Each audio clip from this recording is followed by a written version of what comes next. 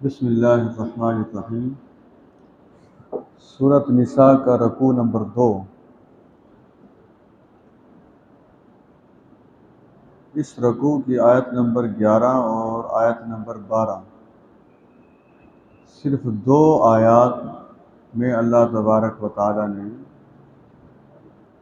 وراثت کے بنیادی اصول بیان کر دیے ہیں، صرف 2 آیات میں۔ یہی وجہ ہے کہ قرآن مجید کی وجہ سے بہت سے لوگ مسلمان ہو رہے ہیں اور ہوتے رہیں گے۔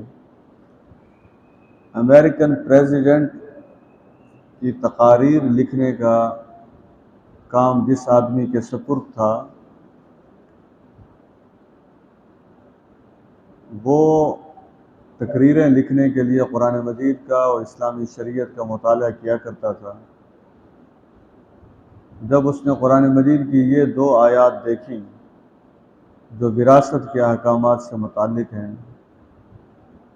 تو وہ حیران رہ گیا اور اس نے اسی پر ہی اسلام قبول کر لیا کہ امریکہ کا جو وراثتی نظام ہے وہ کئی جلدوں پر مشتمل ہے، اور مسلمانوں کا وراثتی نظام، اس کی بنیادی تعلیمات صرف 2 آیات میں اللہ تبارک و تعالی نے بیان کر دی۔ اس لیے ہمیں قرآن مجید کی فصاحت اور بلاغت کے حوالے سے پڑھنا بھی چاہیے، اور اس پر اپنے آپ کو خوش نصیب سمجھنا چاہیے کہ ایسی عظیم کتاب پر ہمارا الحمدللہ ایمان ہے۔ اللہ اس پر ہمیں استقامت عطا فرمائے۔ میں نے کل عرض کیا تھا کہ ایک صحابی تھے سعد بن ربیع رضی اللہ تعالیٰ عنہ، وہ غزوہ احد میں شہید ہو گئے تھے۔ ان کی 2 بیٹیاں تھیں۔ عرب کے دستور کے مطابق بیوہ کو اور بیٹیوں کو کوئی حصہ نہیں دیا جاتا تھا، تو ان کے بھائی نے ساری جائیداد پر قبضہ کر لیا۔ بیوہ خاتون نے نبی اکرم صلی اللہ علیہ وسلم سے شکایت کی، تو قرآن مجید کی یہ آیات نازل ہوئیں۔ پھر اس کے مطابق اللہ کے رسول صلی اللہ علیہ وسلم نے لڑکیوں کے چچا سے وہ جائیداد کا حصہ جتنا لڑکیوں کا اور بیوہ کا بنتا تھا واپس لے کر دیا۔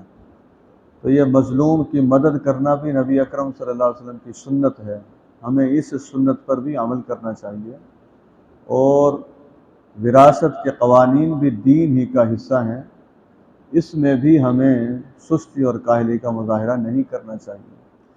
اللہ تبارک و تعالیٰ فرماتے ہیں، اللہ تبارک و تعالیٰ تمہیں اولاد کے بارے میں تاکیدی حکم دیتا ہے کہ ایک مرد کا 2 عورتوں کے برابر حصہ ہے، یعنی مرد کی ذمہ داری زیادہ ہے، معاشی ذمہ داری ساری کی ساری مرد پر ہے، نان نفقہ مرد کی ذمہ داری ہے، بچوں کے اخراجات، گھر کی معیشت، لباس، ادویات، تعلیم، جب سارا خرچ مرد کے ذمہ ہے تو اسلام نے پھر مرد کے حصے کو بھی دگنا رکھا ہے عورت کے مقابلے میں۔ یہ ساری صورتوں میں نہیں ہے، اس صورت میں ہے جب کسی کی اولاد میں بیٹے اور بیٹیاں دونوں شامل ہوں، ورنہ بہت سی صورتیں اور مختلف ہیں، وہ پھر جسے وراثت کے حوالے سے زیادہ تفصیل چاہیے تو کسی کتاب کا اسے مطالعہ کرنا چاہیے۔ یہاں بہرحال یہ ارشاد فرمایا کہ ایک مرد کا حصہ 2 عورتوں کے برابر ہوگا۔ عورتوں کو اس پر کوئی اعتراض نہیں ہونا چاہیے۔ ابھی آپ آگے دیکھیں گے اسی صورت کے اختتام میں، اور ہمارے بھی اسی کالونی کے ایک آدمی نے اسلام کے نظام وراثت کے قانون سے الحمدللہ اس سے بہت فائدہ ہوا۔ اس کا ایک برادر ان لا، جسے عرف عام میں سالہ کہا جاتا ہے، وہ امریکہ رہا کرتا تھا۔ تو اس کے ماں باپ بھی فوت ہو چکے تھے اور اس نے شادی نہیں کی تھی، اولاد تھی نہیں۔ جب شادی نہیں تھی تو اولاد کا سوال پیدا نہیں ہوتا، تو جوانی کی حالت میں ہی وہ شخص فوت ہو گیا۔ اس کی بہن اسی علاقے میں، اب یہاں سے چلے گئے اچھی کالونی میں، اس بہن کو اپنے بھائی کی جائیداد کا آدھا حصہ ملا، اور 2 لاکھوں میں نہیں، وہ کروڑوں میں۔ تو یہ سمجھ لیجئے کہ صرف ایک ہی چیز پر بیٹھ جانے کے دیکھیں جی مرد کے مقابلے میں ہمارا حصہ آدھا ہے، ایسی صورت نہیں ہے۔ کئی صورتیں ایسی ہیں کہ پوری جائیداد کا آدھا حصہ ہی عورت کو مل رہا ہے۔ وہ تو اصل میں اس پر ہے کہ جائیداد کے وارث کون کون سے ہیں، اور یہ علم حاصل کرنا چاہیے علماء کو۔ تو نبی اکرم صلی اللہ علیہ وسلم تو خیر اپنی ہر امتی کو کہا ہے اس علم کے حوالے سے کہ علم وراثت کی معلومات ہونی چاہیے۔ تو یہاں خواتین کو بے جا اعتراضات نہیں کرنے چاہیے، خام خواہ اسلام کے حوالے سے بے جا اعتراضات کرنا، مغرب کی خواتین کے کہنے پر اللہ تبارک و تعالیٰ کے فیصلے کے خلاف اپنی زبان چلانا، اپنی زبان استعمال کرنا مناسب نہیں ہے۔ ابھی آگے آیت آئے گی کہ اللہ تبارک و تعالیٰ نے جتنے حصے مقرر کیے ہیں وہ اپنی حکمت اور علم کی بنیاد پر مقرر کیے ہیں۔ اب آپ خود دیکھ لیجئے اللہ سے بڑھ کر کون حکمت والا ہو سکتا ہے، اللہ سے بڑھ کر کون علم والا ہو سکتا ہے۔ سچی بات تو یہ ہے اللہ سے بڑھ کر کوئی یہ بھی نہیں سمجھ سکتا کہ ہمارا نفع کس میں ہے اور ہمارا نقصان کس میں ہے۔ تو ہمیں اسلامی شریعت کے حوالے سے پھر افسوس ہوتا ہے، میں نام لینا مناسب نہیں سمجھتا اور یہ حکمت کے بھی خلاف ہے۔ افسوس یہ ہوتا ہے ویسے پاکستان میں لوگ توحید پرست ہیں، لیکن اگر کسی کی توحید کمزور بھی ہے تو اسے بھی لیڈر ماننے کے لیے تیار ہیں۔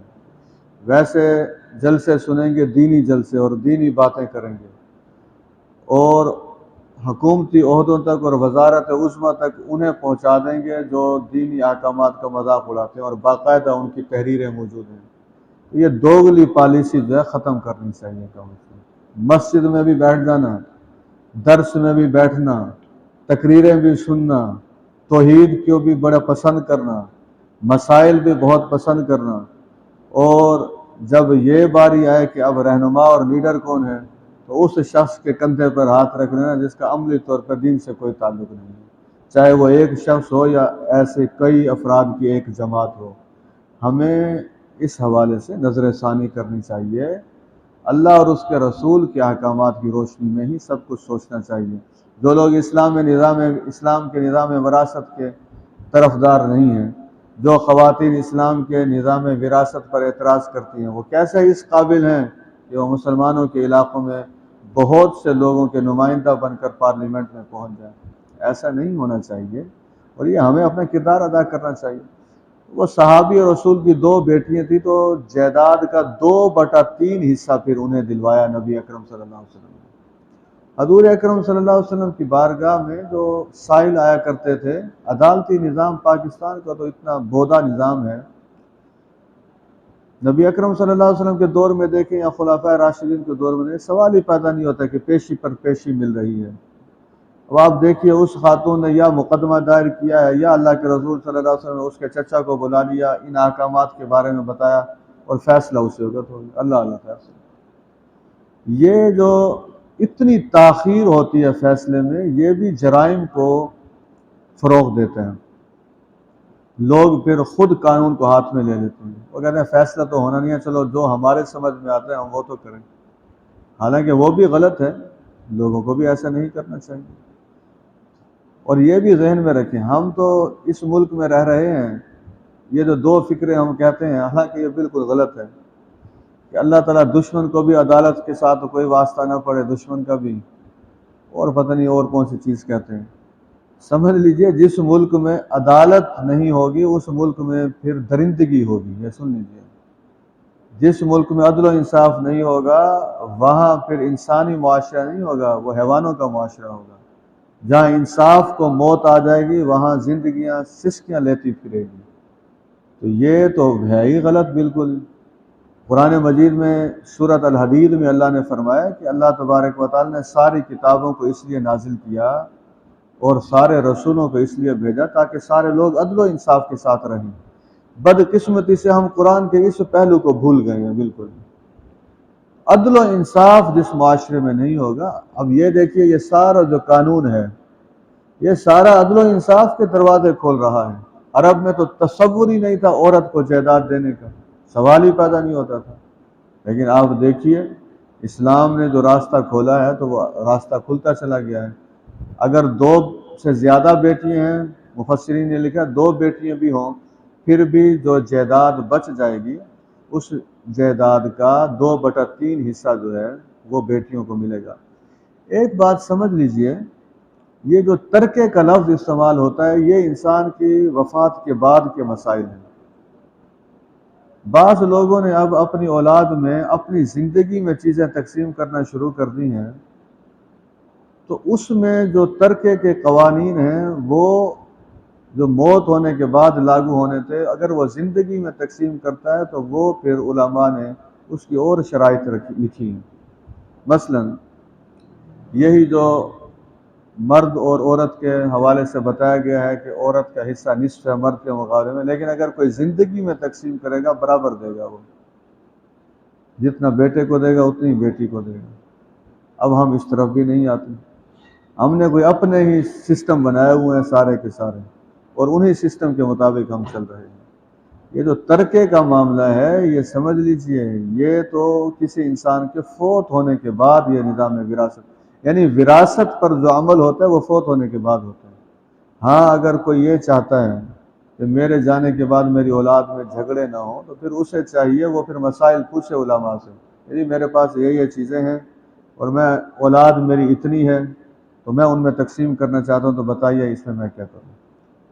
یہاں جو کچھ آپ سن رہے ہیں اس وقت یہ فوت ہونے کے بعد کے حالات ہیں سارے کے سارے۔ اب آپ پھر دیکھ لیجئے، اگر صرف ایک بیٹی ہے تو پھر آدھا حصہ اس بیٹی کو مل جائے گا۔ اس لیے عورتوں کو پہلے پڑھنا چاہیے۔ ویسے میں سچی بات یہ ہے، حیا آتی ہے بات کرتے ہوئے بھی، اللہ جیسی ہستی کے حوالے سے سوچا جا سکتا ہے کہ وہ ظلم کر سکتا ہے کسی پر؟ آپ ذرا سوچیں صحیح۔ یہ ہم رکوع میں سجدے میں کیا کہتے ہیں؟ سبحان ربی العظیم، سبحان ربی العلیٰ۔ کیا مطلب ہے سبحانہ کا؟ سبحانہ کا مطلب ہے وہ ہر نقص سے پاک ہے، وہ ہر عیب سے پاک ہے۔ تو جس ہستی کو ہر نقص اور ہر عیب سے پاک سمجھا جاتا ہے اور ہے بھی ایسے ہی، تو کیا اس کی شریعت میں کوئی گڑبڑ ہے؟ معاذ اللہ، اس کی شریعت کے اندر پھر کوئی لوگوں کے حقوق کا خیال نہیں رکھا گیا؟ یہ غلط باتیں ہیں قطعاً۔ مغرب کی جو ہوائیں چلتی ہیں انہیں ہمیں ان کا سہارا نہیں لینا چاہیے، اور نہ ہمیں فکری آلودگی کی طرف جانا چاہیے۔ اب والدین کے حوالے سے ہے، وہ بھی سن لیجیے۔ اگر کسی کے والدین وارث ہیں، جو جائیداد بچی ہے، اولاد بھی ہے اور والدین بھی وارث ہیں، تو پھر والد اور والدہ دونوں کا چھٹا حصہ ہے۔ اور اگر اولاد نہیں ہے اور والدین وارث ہیں پھر ماں کا 1/3 حصہ، اور اگر بھائی ہیں تو پھر ماں کا 1/6 حصہ۔ اب یہ جو جائیداد تقسیم ہوگی اس میں پہلے 2 کام کرنے ہیں پھر جائیداد تقسیم کرنی ہے۔ اگر اس نے وصیت کی ہے، وصیت کو پورا کیا جائے، اور اگر قرض ہے تو پھر قرض ادا کیا جائے۔ یہ 2 لفظ استعمال ہوں گے، 2-3 مرتبہ آئیں گے، وصیت اور قرض۔ وصیت کا لفظ پہلے ہے اور قرض کا لفظ بعد میں ہے۔ اس کی بہت سی وجوہات ہیں۔ ایک وجہ یہ ہے ضروری نہیں ہوتا جو آدمی فوت ہو وہ مقروض فوت ہو، یہ کم ہی ہوتا ہے، ایسا شاید زیادہ ہوتا بھی ہو۔ یہ ضروری نہیں ہے کہ جو فوت ہو تو وہ مقروض فوت ہو۔ البتہ ایک چیز ہے، علماء نے لکھا وصیت کا تذکرہ پہلے ہے، قرض کا تذکرہ بعد میں ہے۔ وجہ اس کی کیا ہے؟ وجہ اس کی یہ ہے، اب فوت ہونے والا فرض کریں وہ کہہ گیا جی میرے جو 90 لاکھ روپے اس میں سے 30 لاکھ روپے فلاں ایک رفاہی ادارہ ہے اسے دینے ہیں۔ اب وہ تو ہو گیا فوت۔ اگر اسی فوت ہونے والے نے 10 لاکھ روپے قرض دینا، قرض لینے والے پہنچ جائیں گے، وہ نہیں چھوڑیں گے۔ تو اللہ تبارک و تعالی نے وصیت کے لفظ کا پہلے تذکرہ اس لیے کیا ہے کہ جو لوگ وارث باقی بچے ہوئے ہیں انہیں چاہیے کہ وہ وصیت پوری کریں۔ اب وصیت کرنے والا تو جا چکا ہے، اب لوگ کہیں گے وہ کون سا ہمیں دیکھ رہا ہے کہ وصیت جو ہے نا، وہ نہیں دیکھ رہا لیکن اللہ دیکھ رہا ہے۔ یہ ذہن میں رکھیں، اللہ تبارک و تعالیٰ کو خوب علم ہے کہ جانے والا کیا وصیت کر کے گیا ہے۔ جانے والے وصیت کر کے جاتے ہیں کہ جناب یہ پلاٹ کسی مسجد میں دے دیا جائے، وہ پلاٹ فروخت کر کے اپنے حصے میں رکھیں۔ جانے والا وصیت کر کے گیا کہ جناب یہ کسی مدرسے میں دے دیا جائے، وہ اپنی ذاتی استعمال میں. جانے والا وصیت کر گیا کہ میرے اتنے مربع زمین جو ہے وہ فلاں جو ٹرسٹ ہے اسے دے دیا جائے، اور اس کے جانے کے بعد اتنی زمین کون دے. تو یہ سمجھ لیجئے جو وصیت کے مال کو ہڑپ کرنے کی کوشش کرے گا در حقیقت وہ اپنی دنیا اور آخرت خراب کر رہا ہے. اللہ تبارک و تعالیٰ یہ فرماتے ہیں وصیت جو ہے وہ بھی پوری کی جائے. ترکہ تقسیم ہوگا وصیت پوری کرنے کے بعد اور قرض دینے کے بعد. ایک بات سمجھ لیجئے، اسلام دینی حوالے سے اتنی رہنمائی دیتا ہے، خصوصاً مال کے حوالے سے. اللہ کے رسول صلی اللہ علیہ وسلم نے فرمایا ایک شخص نیکی کا کام کرتا رہتا ہے لیکن وہ آخری کام ایسا کرتا ہے کہ وہ جہنم میں چلا جاتا ہے. اب فرض کیجئے وہ آخری کام یہ ہے وہ باطل وصیت کر کے گیا ہے کہ 30 لاکھ روپے ہیں، فرض کیجئے اس کے اولاد سے ناراض تھا، ان دنوں بیوی سے بھی ناراض تھا، تو وہ یہ وصیت کر کے گیا کہ 30 لاکھ روپے جو ہیں میرے وہ دے دینے ہیں فلاں کو، اور ان بچوں کو اور میری بیوی کو 1 روپیہ بھی نہ ملے. تو یہ بھی سمجھ لیجئے یہ جو مال ہمیں اپنے ہاتھوں میں محسوس ہوتا ہے یہ ہمارا ہے نہیں، یہ اللہ نے ہمارے ہاتھوں میں دے دیا اصل میں. تو مال پر اللہ کے احکامات لاگو ہوں گے، ہمارے نہیں ہوں گے. وصیت سارے مال میں نہیں کی جا سکتی. وصیت کی جو شرائط ہیں ان میں سے ایک شرط یہ ہے کہ وصیت مال کے تیسرے حصے میں کی جا سکتی ہے. اگر کسی آدمی کے فرض کے لیے 9 لاکھ ہے تو وہ 3 لاکھ میں وصیت کر سکتا ہے. 6 لاکھ روپے وہ پھر اگر قرض نہیں ہے تو 6 لاکھ روپے وارثوں میں تقسیم ہو جائے گا. 90 لاکھ روپے ہے تو 30 لاکھ کی اس کو اجازت ہے وہ وصیت کرے، جسے مرضی وصیت کر دے جس کے مرضی میں. اور باقی جو 60 لاکھ روپے ہے وہ پھر ورثاء میں تقسیم ہوگا. اب کوئی باطل وصیت کر کے چلا جاتا ہے، سارا مال ہی کسی کے حوالے کر کے چلا جاتا ہے، تو یہ غلط ہے. اللہ تبارک و تعالیٰ اس چیز کو پسند نہیں فرماتے. اور یہ بھی ذہن میں رکھ لیجئے اس کی بھی کوئی حیثیت نہیں ہے کہ جو بیٹا فرما بردار ہے اسے زیادہ دے دیا جائے اور جو بیٹا نافرمان ہے اسے کم دے دیا جائے. یہ جو جائیداد کے حصے ہیں یہ فرما برداری نافرمانی کی وجہ سے نہیں ملتے، یہ جائیداد کے حصے خونی رشتے کی وجہ سے ہوا کرتے ہیں. اصل میں اس میں فرما برداری اور نافرمانی کا کوئی عمل دخل نہیں ہے. اسی طریقے سے ایک اور چیز جو ہمارے معاشرے میں پائی جاتی ہے، غصے میں آ کر اخبارات میں خبریں چھپوا دینا کہ جی میں نے اپنے بیٹے کو یا بیٹی کو آگ کر دیا ہے، اب اس کا جائیداد کے ساتھ کوئی تعلق نہیں ہے. تو اس سے شریعت کے حوالے سے تو کوئی فرق نہیں پڑتا کہ کوئی آگ کر بھی دے تب بھی اس کا حصہ باقی رہتا ہے. اس لیے اس قسم کے جو کام ہیں وہ بھی نہیں کرنے چاہیے. اللہ تبارک و تعالیٰ نے ایک چھوٹے سے حصے میں جو جملہ ارشاد فرمایا ہے اپنے کلام میں وہ ذرا سن لیجئے. جو تمہارے والدین ہیں اور تمہارے بیٹے ہیں تم نہیں جانتے کہ تمہارے لیے کون زیادہ نفع بخش ہے. یہ جاننے والا کون ہے؟ اللہ تبارک و تعالیٰ. فریضۃ من اللہ، یہ حصے اللہ کی طرف سے مقرر کیے گئے ہیں. ان اللہ کان علیما حکیما، اللہ تبارک و تعالیٰ علم والا بھی ہے اور اللہ تبارک و تعالیٰ حکمت والا بھی ہے. تو مطلب اس کا یہ ہے لوگوں اللہ کے علم سے فائدہ حاصل کرو، لوگوں اللہ تبارک و تعالیٰ کی حکمت سے فائدہ حاصل کرو. اس کے بعد فرمایا اگر تمہاری بیویاں فوت ہو گئی ہیں اور ان کی اولاد نہیں ہے تو پھر شوہر کو آدھا حصہ مل جائے گا جائیداد میں. اور اگر بیویاں اس صورت میں فوت ہوئی ہیں کہ اولاد بھی ہے تو پھر شوہر کو چوتھا حصہ ملے گا. یعنی اگر اولاد نہیں ہے، بیوی فوت ہو گئی ہے، شوہر کو آدھا حصہ ملے گا، اور اگر اولاد ہے، بیوی فوت ہو چکی ہے تو شوہر کو چوتھا حصہ ملے گا. اب یہاں ایک بات سمجھ لیجیے، بعض لوگ اپنی بیویوں کے نام کوئی جائیداد ہی نہیں کرتے. وہ کہتے ہیں عورتوں کا کیا کام ہے اس میں، 2 پلاٹ ہیں، 3 ہیں، 4 ہیں، 5 ہیں، 6 ہیں، جتنا کچھ ہے وہ سارے کا سارا جو ہے وہ اپنے نام ہی کرتے ہیں. بلکہ جو اسے اگر کوئی وراثت بھی ملے گی تو وہ بھی اپنے نام کروا لیں گے وہ سارا کچھ. یہ جو آیت ہمارے سامنے ہے یہ تو یہی بتا رہی ہے کہ بیوی ملکیت اس کی کچھ ہوگی تو وراثت چلے گی نا آگے. اس کا مطلب یہ ہے بیوی کو اسلام پوری اجازت دیتا ہے کہ اس کی ملکیت میں جو چیز ہے وہ رکھ سکتی ہے. میں نے کل بھی اشارتاً ایک بات کی تھی، آج پھر سن لیجئے. نبی اکرم صلی اللہ علیہ وسلم کی ازواج مطہرات ہم سب کی مائیں اپنے گھروں میں دستکاری کا کام کیا کرتی تھی، چھوٹی موٹی چیزیں بنایا کرتی تھی، پھر وہ مدینہ منورہ کی مارکیٹ میں وہ بیچا کرتی تھی. کبھی بھی کسی حدیث میں یہ نہیں لکھا ہوا کہ اللہ کے رسول صلی اللہ علیہ وسلم نے کبھی اپنے کسی بیوی سے یہ پوچھا ہو کہ جو چیزیں آپ بنا رہی تھی پھر وہ کتنے میں بکی اور وہ پیسے کہاں ہیں. کبھی نہیں. پاکیزہ زندگی گزاری ہے نبی اکرم صلی اللہ علیہ وسلم، مثال قائم کر دی. ایک عورت بیچاری 9 بجے سے لے کر 2 بجے تک ملازمت کرتی ہے، 50,000 روپے لاتی ہے، 60,000 روپے لاتی ہے.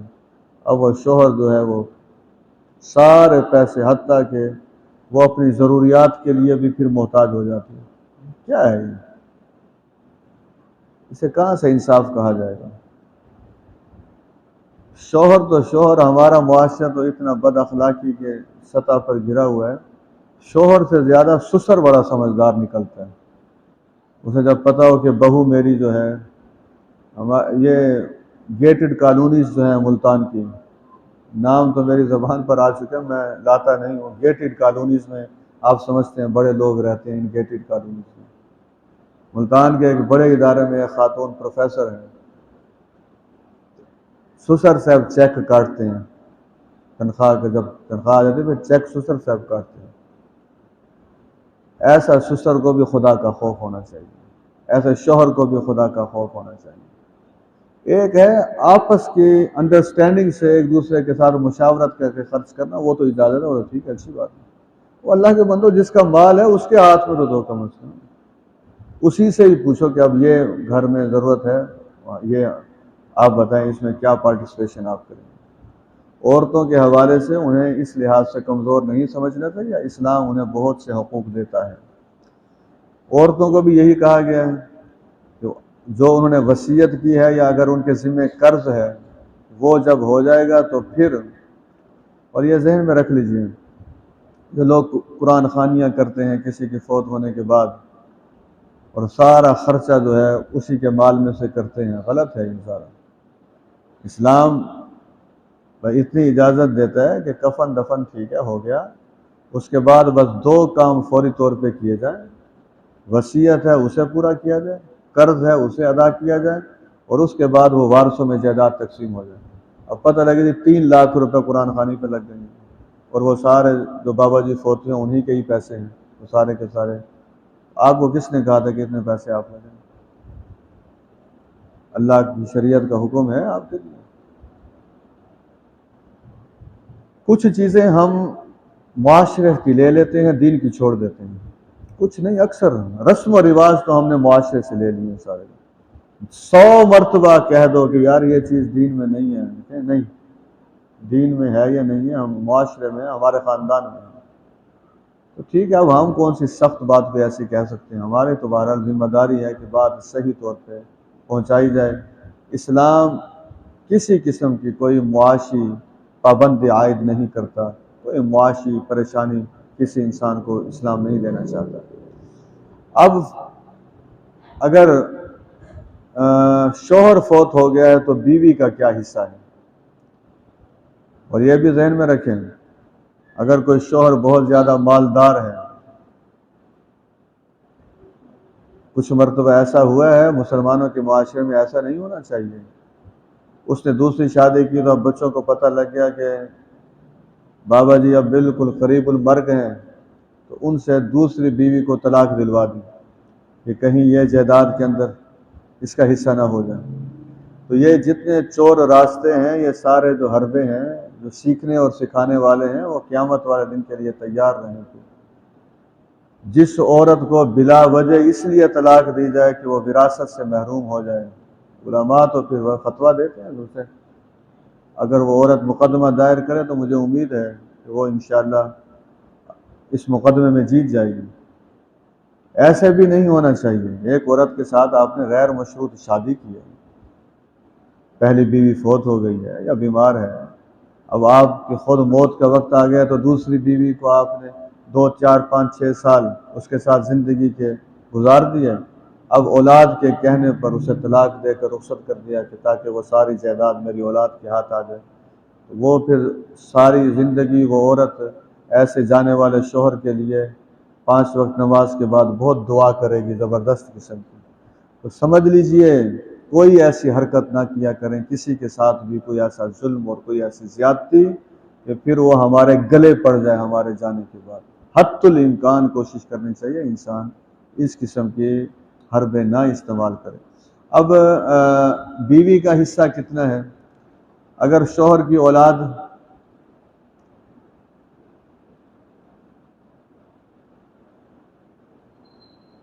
ہاں یہ شوہر کے حوالے سے تو میں بتا چکا، اب بیویوں کے حصے کے حوالے سے سنیے۔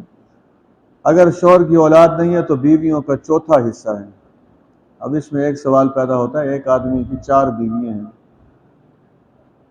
اس کا مطلب ہی یہی ہے وہ چوتھا حصہ نکال کر پھر وہ ساروں میں تقسیم کیا جائے گا۔ اور اگر اولاد ہے تو پھر 8واں حصہ، ایک بیوی ہے تب بھی 8واں حصہ، ایک سے زائد بیوی ہیں تب بھی 8واں حصہ نکال کر ساروں میں برابر برابر تقسیم کر دیا جائے گا۔ لیکن اس میں بھی بہرحال وصیت کو بھی پورا کیا جائے گا، اور اگر قرض اس نے دینا ہے تو وہ قرض بھی ادا کیا جائے گا۔ یہاں یہ بات سمجھ لیجئے، نبی اکرم صلی اللہ علیہ وسلم نے تو اپنے ایک صحابی کا نماز جنازہ پڑھنے سے انکار کر دیا تھا جب آپ کے علم میں یہ بات آئی تھی کہ یہ مقروض ہے۔ تو ایک صحابی وہاں موجود تھے، حضرت قتادہ رضی اللہ تعالیٰ عنہ، انہوں نے کہا اللہ کے رسول صلی اللہ علیہ وسلم میں ان کا قرض ادا کرنے کی ذمہ داری لیتا ہوں۔ پھر رسول اللہ صلی اللہ علیہ وسلم نے اس کا نماز جنازہ ادا کیا تھا۔ تو ہمیں یہ کوشش کرنی چاہیے کہ اپنی زندگی کی تفریحات کو بڑھانے کے لیے، آسائش کو بڑھانے کے لیے، آرام کو بڑھانے کے لیے، اور اپنی یہ گاڑیاں اور اس قسم کی جو چیزیں دیگر ہوتی ہیں ان میں اضافہ کرنے کے لیے اگر ہم خواہ قرض لیتے رہتے ہیں، بچوں کی شادیوں کے حوالے سے قرض لینا، اسلام نے سادہ سی تعلیم دی تھی کہ اپنی چادر کے مطابق پاؤں پھیلا لو، نہیں کر سکتے زیادہ تو تمہیں کس نے کہا کہ زیادہ کرو؟ 10 آدمی بھی اگر اکٹھے ہو جائیں تو ولیمہ ہو سکتا ہے، 5 آدمی بھی چلے جائیں تو لڑکی کو گھر میں لایا جا سکتا ہے۔ اس لیے یہ کھانوں کے اوپر بھی زیادہ ڈشز پکانا اور یہ ساری چیزیں کرنا، یہ ساری فضول خرچی میں چلا جاتا ہے یہ معاملہ۔ قیامت والے دن آپ جانتے ہیں ہر آدمی سے 5 سوال ہونے ہیں۔ نمبر 1 زندگی کو کیسے گزارا، نمبر 2 جوانی کو کیسے گزارا، نمبر 3 مال کہاں سے کمایا، نمبر 4 مال کہاں پہ خرچ کیا۔ تو پھر کیا بتائیں گے کہ مال کہاں پہ میں خرچ کیا کرتا تھا، کیسے خرچ کیا کرتا تھا، اور جو 5واں ہے علم کتنا حاصل کیا اور اس پہ علم پر کتنا عمل کیا۔ تو یہ سمجھ لیجئے یہاں بھی یہی بات بار بار بتائی جا رہی ہے، مقروض نہ ہو انسان، کوشش کرے کہ حضرت عائشہ رضی اللہ تعالی عنہ نے نبی اکرم صلی اللہ علیہ وسلم سے پوچھا تھا آپ بہت پناہ مانگتے ہیں قرض کے حوالے سے، بار بار میں آپ کی دعا سنتی ہوں، آپ قرض سے بہت پناہ مانگتے، اس کی وجہ کیا ہے؟ حضرت عائشہ رضی اللہ تعالی عنہ سے نبی اکرم صلی اللہ علیہ وسلم نے فرمایا تھا عائشہ جب کوئی مقروض ہو جاتا ہے پھر وہ جھوٹے وعدے کرتا ہے اور وعدہ خلافی کرتا ہے بھی ایسے یہاں تاجر لوگ بیٹھے ہیں، آپ ان سے پوچھ لیجئے، کئی ایسے لوگ ہوں گے جنہوں نے پیسے دینے ہوں گے اور 100 وعدے کر چکے ہوں گے اور آج تک پیسے نہیں دیے ہوں گے۔ تو جب آدمی قرض کے نیچے دب جاتا ہے، چلو کسی مقروض آدمی کی مثال آپ نے کیا لینی ہے، پاکستان کی مثال لے لیجیے، دنیا کے سارے ممالک ہمیں یاد کیے ہوئے ہیں کہ یہ کیسے قرضے چکاتے ہیں۔ اللہ تبارک و تعالی ہمارے ملک کو بھی قرضوں کے بوجھ سے نکالتے ہیں، سودی معیشت سے نکالے، قرضوں کے بوجھ سے نکالے۔ میں پھر زور دے کر کہہ رہا ہوں، ابھی یہاں کچھ نوجوان بیٹھے ہوئے ہیں، ان نوجوانوں کو بطور خاص کہہ رہا ہوں، خدا را اپنے تمام معاملات میں اتنی سادگی اختیار کریں کہ قرض کی طرف جانے کی ضرورت ہی پیش نہ آئے۔ اور جو ہماری بہنیں درس قرآن میں ہیں ان سے بھی میں کہتا ہوں، بیوی ہے تو شوہر سے کہے میری کسی خوشی کی خاطر قرض نہ لیجیے، بیٹی ہے تو باپ سے کہے میں ایسی کوئی فرمائش نہیں کروں گی کہ آپ کو مقروض ہونا پڑے۔ اسی طریقے سے ماں ہے تو اولاد سے کہے کہ میری کوئی ایسی تمنا نہیں ہے کہ تمہیں مقروض میں کر دوں اور تمہیں قرض کی طرف لے جاؤں۔ عورتیں بھی دیندار بنا سکتی ہیں، معاشرہ مرد عورتوں کو دیندار بنا سکتے ہیں، عورتیں مرد کو دیندار بنا سکتی ہیں۔ اب فرمایا اگر وہ کوئی آدمی ہے جس کے والدین بھی فوت ہو چکے ہیں اور جس کی اولاد بھی نہیں ہے، نہ اولاد ہے اور نہ ہی والدین ہے، اوپر بھی کچھ نہیں ہے، یعنی اوپر سے مراد والدین، نیچے کچھ نہیں ہے، نیچے سے مراد اولاد۔ اب اس کا معاملہ کیا ہوگا؟ اگر اس کا بھائی ہے اور بہن ہے تو ان دونوں کو چھٹا حصہ ملے گا، اگر زیادہ ہیں تو پھر وہ 1/3 حصے میں شامل ہو جائیں گے، کسی کا کوئی نقصان نہ کیا جائے، یہ اللہ کی طرف سے حصے مقرر ہیں۔ حضرات آج کے درس کی بالکل آخری بات آ گئی۔ اللہ اکبر کبیرہ، میں ان دونوں آیات کو الفاظ کے ساتھ آپ کو سمجھا دیتا ہوں۔ ان 2 آیات میں وراثت کے قوانین بیان کرنے کے بعد اللہ تبارک و تعالی نے جو کچھ فرمایا ہے ذرا سن لیجیے۔ تلک حدود اللہ، لوگوں یہ اللہ کی حدود ہیں، یہ اللہ کے احکامات ہیں۔ اب آپ نے دھیان ادھر سے ادھر نہیں کرنا، ترجمے پر دھیان رکھنا ہے مکمل۔ یہ اللہ کی حدود ہیں۔ وَمَن يُطِعِ اللَّهَ، جس نے اللہ تبارک و تعالیٰ کی فرما برداری کی، وَرَسُولَهُ، اور اس کے رسول کی فرما برداری کی۔ مطلب یہ ہے کہ جو اس کے ذمے وراثت کے حوالے سے بنتا تھا وہ اس نے سارا ادا کر دیا، سارے کے سارے وراثت کے قوانین پر مکمل عمل درآمد ہوا۔ اللہ اور اس کے رسول، میں پہلے کئی مرتبہ بتا چکا ہوں، پاکستان میں کوئی ایک شہر ایسا نہیں ہے جہاں کے لوگ وراثت کے قوانین پر عمل کرتے ہیں مکمل، کوئی ایک شہر ایسا نہیں۔ اچھا یہ وراثت، چھوٹی سی بات عشر کی بھی سمجھ لیجیے۔ عشر، مجھے اللہ تبارک و تعالیٰ نے ایک مرتبہ توفیق عطا فرمائی، پنجاب کے جتنے بڑے بڑے ذمہ دار ہیں ان سے درس قرآن کے حوالے سے ایک موقع ایسا تھا کہ وہ سب موجود تھے اور درس قرآن جو ہے 40 منٹ کا درس تھا وہاں۔ میں نے کہا پتہ نہیں موقع بعد میں ہاتھ آئے کہ نہ آئے، میں نے پھر درس کے دوران ہی ان سے پوچھا کہ آپ لوگ دیانتداری سے مجھے بتائیں، جو فصلوں پر عشر ہوتا ہے کتنے % ذمہ دار ایسے ہیں جو وہ عشر صحیح دیتے ہیں جیسے اسلامی تعلیمات ہیں؟ پہلے تو وہ کہنے کہ جھوٹ نہ بلوائیں، میں نے کہا میں نے تو نہیں کہا کہ جھوٹ بولیں، میں تو کہا صحیح بتائیں بھی کیا ہے، کہنے کہ 5% ذمہ دار دیتے ہیں۔ اب آپ دیکھ لیجیے اس ملک کا آب گاوا بگڑا ہوا ہے، تاجر اپنی جگہ پیچھے ہیں۔ اب ڈاکٹر اسرار رحمۃ اللہ کا نام آپ نے سنا، کتنے بڑے اسکالر تھے دین، انہوں نے خام خواہ تو نہیں کیا تھا، انہوں نے کہا اس وقت وہ کہا کرتے تھے کہ اگر فیصل آباد اور کراچی کے تاجر صحیح زکوٰۃ دے دیں پاکستان سے غربت ختم ہو جائے گی۔ اب آپ خود دے دیں۔ وراثت کے ساتھ بھی یہی کیا ہوا ہے، زکوٰۃ کے ساتھ بھی یہی کیا ہوا ہے، عشر کے ساتھ بھی یہی کیا ہوا ہے، اور کہتے ہم کیا ہیں؟ حکومتیں خراب ہیں۔ حکومتیں تو خراب ہیں، اس میں تو کوئی شک نہیں، عوام کون سی ٹھیک ہے؟ عوام نے کون سے جھنڈے گاڑے ہوئے ہیں تقوی کے اور پرہیزگاری کے؟ کبھی ایسا نہیں ہوتا کہ 98% لوگ صالحیت کے اعلیٰ معیار کو اختیار کیوں اور 2% لوگ ان پر غالب آ رہے ہیں، ہو ہی نہیں سکتا۔ ہمیں اپنے گریبانوں میں جھانکنا ہوگا کہ کہیں میں خود تو وراثت کے خلاف نہیں چل رہا، وراثت کے قوانین کو کہیں میں نے خود تو نہیں دبایا ہوا، اور یہ میں چلیں ترجمہ سنیے، بات اب دوسری طرف نہیں لے کے جاتے۔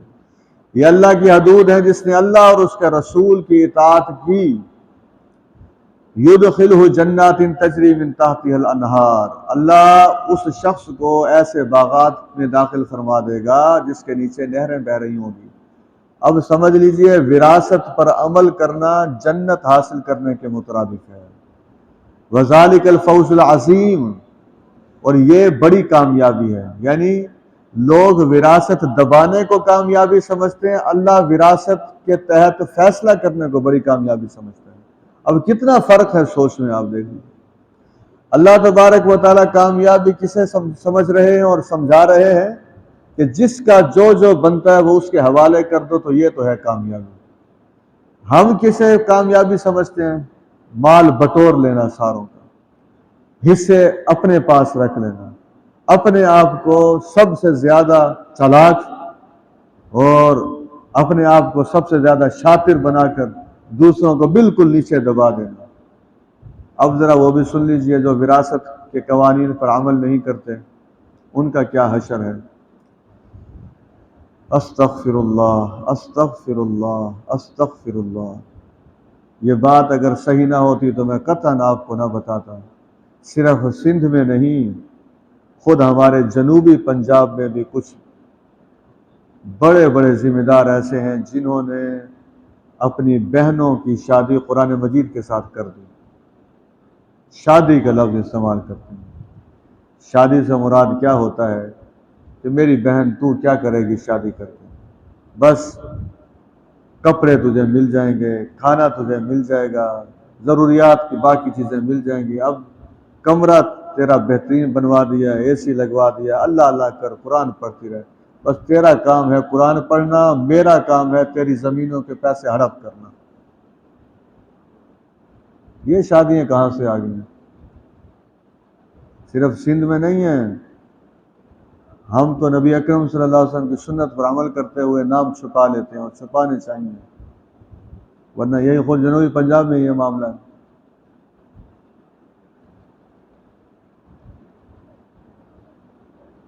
اب جو وراثت کے قانون پر عمل نہیں کرے گا تو سنیے، اور میں یہاں عورتوں سے بھی کہوں گا، جو عورتیں خود اپنے بھائیوں کو لکھ کر دے دیتی ہیں کہ ہمیں کچھ نہیں چاہیے، انہوں نے وہ اپنے گھر کے لیے غربت کے دروازے خود کھولے ہیں۔ اصل میں اللہ نے تو ان کے لیے دروازے کھولے تھے وراثت کے حوالے سے، انہوں نے خود جب ان تمام چیزوں سے دستبردار ہو گئے تو پھر اپنی اولاد کو کہیں کہ غربت کے منہ میں تمہیں میں نے خود ہی ڈالا ہے، اللہ نے جو میرا حصہ مقرر کیا تھا وہ میں نے نہیں لیا، اگر مل جاتا تو تم بھی خوشحال ہوتے، لیکن میں نے وہ خوشحالی اپنے بھائیوں کو دے دی ہے ساری کی ساری۔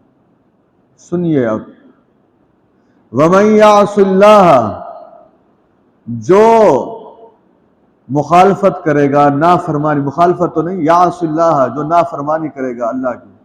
اور افسوس یہ ہوتا ہے ماشاءاللہ سنت کے مطابق چہرہ حج کیے ہوئے ہیں، عمرے کیے ہوئے ہیں، نماز تکبیر اولیٰ کے ساتھ پڑھنی ہے، اور بیٹی اپنا حصہ یا بہن، بیٹی تو چلو ابھی تو زندہ ہے، بہن اپنے حصے کے لیے کئی سالوں سے منتظر ہے کہ کب بھائی صاحب میرا حصہ جائیداد کا میرے حوالے کریں گے، لیکن نہیں۔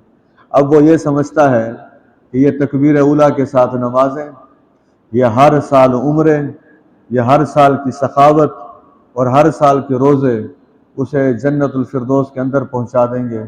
تو میں اس سے کہتا ہوں ذرا آیت نمبر 14 بھی کبھی پڑھ لے تاکہ اندازہ ہو جائے کہ کس چیز کے دروازے کھلنے والے ہیں۔ وَمَن يَعْصِ اللَّهَ، جس نے اللہ کی نافرمانی کی۔ آپ ذرا مجھے بتائیے، جو حصے میں نے اب آپ کے سامنے بیان کیے یہ سارے کس نے مقرر کیے ہیں؟ جب اللہ نے مقرر کیے تو جو ان حصوں کی پرواہ ہی نہیں کرتا، وَرَسُولَهُ، اور جس نے اس کے رسول کی نافرمانی کی، وَيَتَعَدَّ حُدُودَهُ، اور وہ اللہ کی مقرر کردہ حدوں سے آگے پھلانگ گیا۔ چلو، کیا یہ ساری زندگی اسی زمین پر رہے گا؟ پھر کتنا عرصہ رہے گا؟ بہاول نگر آپ جانتے ہیں؟ بہاول نگر ایک علاقہ، کبھی جانا ہو وہاں، اللہ اکبر کبیرہ، دو خاندانوں میں وراثت کا ہی جھگڑا تھا۔ ایک بڑا ذمہ دار تھا، اس کے 4 بیٹے تھے اور چاروں پر وہ ناز کرتا تھا۔ کمزور کبھی کبھی بس چل جاتا ہے، لیکن میں پہلے بتا چکا ہوں یہ عدالتی نظام کی کمزوری ہے، ایسا ہونا نہیں چاہیے۔ کوئی کسی کو ناحق قتل کرنا اپنے ہاتھ میں نہ لے، قیامت والے دن پکڑا جائے گا وہ بھی۔ چاروں بیٹوں کی نماز جنازہ ایک ہی دن ہوئی تھی، چاروں بیٹوں کی۔ اور ابھی زیادہ دور جانے کی ضرورت نہیں ہے، ملتان میں ہی بدلا سنت روڈ وراثت کا جھگڑا چل رہا تھا. ہمارے وکیل سے موجود ہیں، شاید یہ جانتے ہوں.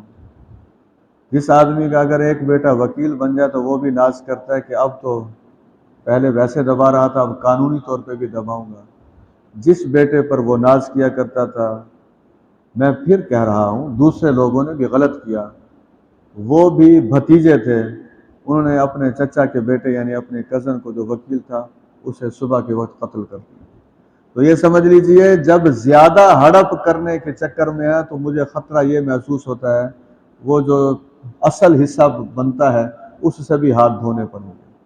اس لیے اللہ تبارک و تعالیٰ کا جو عادلانہ نظام ہے اس کو ادھر سے ادھر نہیں کرنا چاہیے، ورنہ اگر اپنی اولاد کو بھی کچھ کسی کا حصہ زائد حصہ دے کر جائیں گے آپ تو اور میں دنیا سے چلے جائیں گے، آگے پھر اولاد بھگتے گی سارے اختلافات، سارے جھگڑے اور سارے لڑائیاں. وَمَن يَعْصِ اللَّهَ، جس نے اللہ کی نافرمانی کی، وَرَسُولَهُ. میں یہاں خراج تحسین پیش کرنا چاہتا ہوں دیوبند مسلک کے مولانا محمد قاسم نانوتوی رحمۃ اللہ علیہ کو، جہاں سے دیوبندیت کا آغاز ہوا تھا. دیوبند مدرسہ دیوبند علاقے کا نام ہے. جب انہوں نے دین پڑھنا شروع کیا، وراثت کے قوانین پڑھے، تو اپنے گھر جب آئے انہوں نے اپنے والد سے آ کر کہا ابا جان آپ نے پھوپھیوں کو حصہ نہیں دیا. باپ نے یہ سمجھا جیسے آج یہاں کوئی درس سن کے جا رہا ہے تو وہ جا کے کسی کو کہہ دے، وہ کہتے 2 3 4 5 دن ایسے اثر رہے گا پھر اثر ختم ہو جائے گا. باپ نے یہی سمجھا کہ نوجوان ہے، بچہ ہے، ایسے جذباتی ہو کر بات کر رہا ہے. مولانا قاسم نانوتوی رحمۃ اللہ علیہ اس وقت بڑی عمر کے تو نہیں تھے، جوان تھے. انہوں نے کہا ابا جان میں نے تو قرآن میں پڑھا ہے اور احادیث میں ہے پھوپھیوں کا حصہ بنتا ہے، آپ انہیں حصہ دیں، کیوں نہیں دیتے آپ انہیں حصہ؟ انہوں نے کہا اچھا بیٹے چلیں دیکھیں گے. کچھ عرصہ گزرا تو انہوں نے دیکھا کہ والد کا کوئی پروگرام نہیں ہے پھوپھیوں کو حصہ دینے کا. یہ تو نیک لوگ ہوتے ہیں، یہ عام لوگوں سے مختلف ہوتے ہیں اصل میں، اس لیے پھر ان کا نام ہمیشہ زندہ رہتا ہے.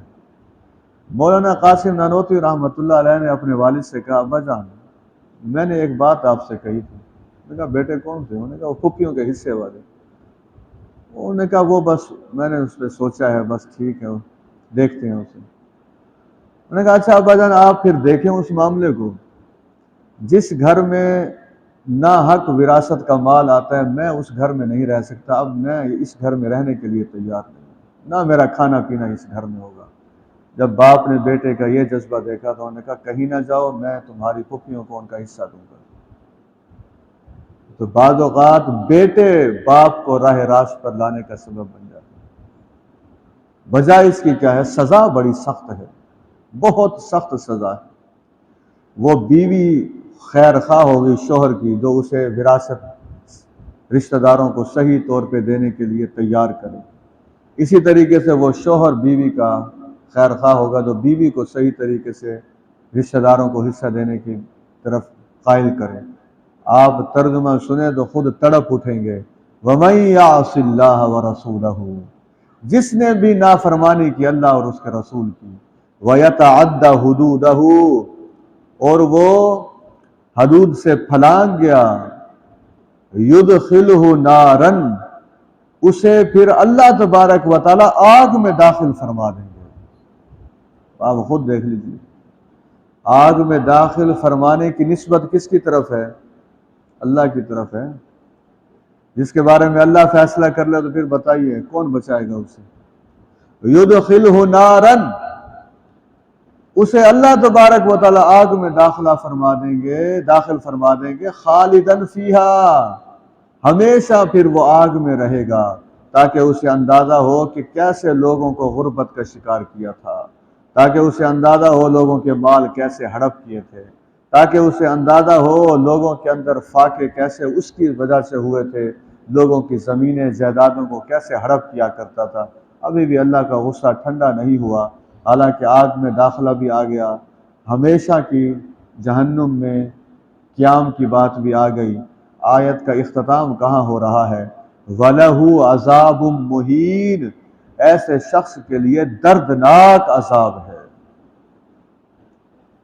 تو جہاں خاندانوں میں آپ کو پتہ لگے کہ کوئی کسی کی وراثت کھا رہا ہے، 4 پیسے لگا کر اس کے پاس پہنچ جایا کریں، ٹیلی فون پہ اسے سمجھا دیا کریں، خاندان میں بالکل ایک طرف ہو کے نہ بیٹھ جایا کریں، جو مسائل سنے ہیں سمجھے ہیں سب سے پہلے اپنی زندگی میں، پھر اگر کہیں دیکھیں کہ کہیں معاملات ایسے کمزور، مائٹ از رائٹ نہیں ہونا چاہیے کہ جو حصے دبا رہا ہے، وراثت دبا رہا ہے، ہم بھی اسی کے ساتھ ہی ہو جائیں، کوئی بات نہیں، ہمیں ہمیشہ مظلوم کا ساتھ دینا چاہیے۔ وآخر دعوانا الحمدللہ رب العالمین۔ الحمدللہ رب العالمین، اللہم صلی علی محمد النبی الامی وعلی آلہ وصحبہ وسلم۔ ربنا هب لنا من ازواجنا وذرياتنا قرۃ اعین واجعلنا للمتقین اماما۔ اللہ، ہمارے دل کی کیفیت آپ بہتر جانتے ہیں، دل چاہتا ہے کہ آپ نے جو علم قرآن میں کہ قرآن کے ذریعے ہمیں پہنچایا ہے، اس علم کا ساری زندگی ہم شکر ادا کرتے رہیں۔ اللہ شکر ادا کرنے کی توفیق عطا فرما، جو احکامات ہماری زندگی سے وابستہ ہیں ان پر عمل پیرا ہونے کی توفیق عطا فرما۔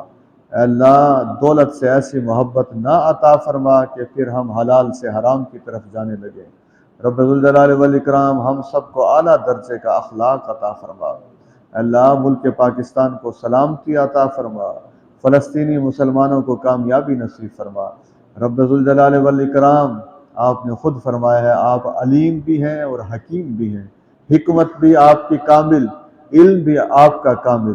مسلمانوں میں جو لوگ وراثت کے قانون پر اعتراض کرتے ہیں انہیں ہدایت نصیب فرما، ہمیں انہیں صحیح طریقے سے اس نظام کو سمجھانے کی توفیق عطا فرما۔ وصلی اللہ تعالی علی خیر خلق محمد وعلی آلہ وصحبہ اجمعین برحمتک یا ارحم۔